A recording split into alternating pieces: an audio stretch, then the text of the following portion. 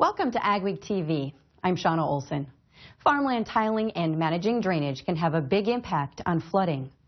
South Dakota Congresswoman Noem is on a mission to get the National Resources Conservation Service to move faster on wetland determinations so growers can be more proactive in managing their land.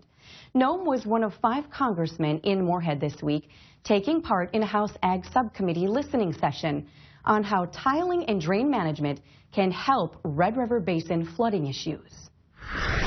The time of leaving all the eggs in the basket sitting in the kitchen of NRCS isn't necessarily going to be the way it goes forward. Congresswoman Noem says enough is enough when it comes to the NRCS. Well, the problems that we have had in South Dakota is the determinations that come out of the NRCS office have taken months and years. That prevents them from being able to be proactive on putting in tiling on their ground, taking care of erosion issues they may face, and certainly it's not acceptable.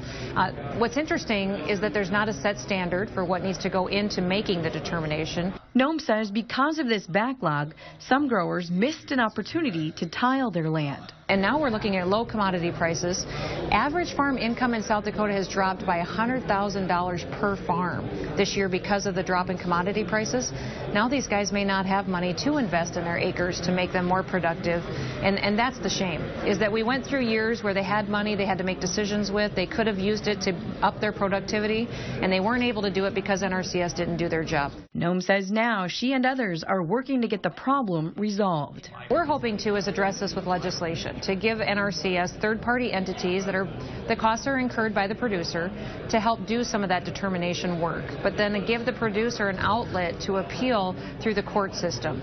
And we've had some big determinations made by the Supreme Court lately that codify and give us some credibility to doing that kind of process. Jeff Zimprich, state conservationist with NRCS, says they've been implementing practices to help with the backlog.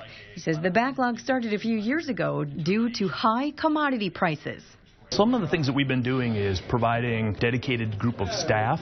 A second thing we've been doing is trying to provide them a state off-site method, which we've implemented in the 4 states of the Prairie Pothole region, really working to try to address that. In addition to that, we've even done some what I'd call some creative things by working with a contract and through an opportunity we have to try to bring some staff in that can help us gather data. Zimprich was one of 3 NRCS staff members at the listening session. Congressman Colin Peterson and Kevin Kramer were also there.